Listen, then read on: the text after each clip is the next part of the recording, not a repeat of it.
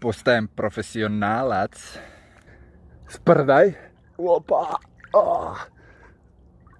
Malo je dublje ovdje. Fuck. Dobro jutro, Bokić. 50 i neki. Pomozi si osjećati se uspješno. Pronađi dobar osjećaj. Slavi.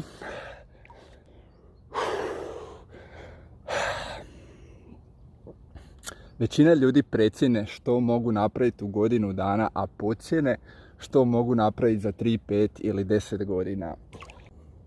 Zato su sitne stvari tako moćne, zato što ostanu s tobom jako dugo, a njihov učinak se ne zbraja nego umnaža. Hvala ti na gledanju.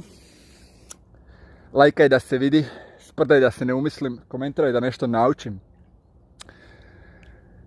Pronađi dobar osjećaj, napravi nešto. Bokić. Što god želiš raditi dugoročno, učini stvar privlačnom, kao su prvo kupanje. Napravi ju očitom, olakšaj si i pronađi dobar osjećaj da uživaš. Fuck yeah, slavi!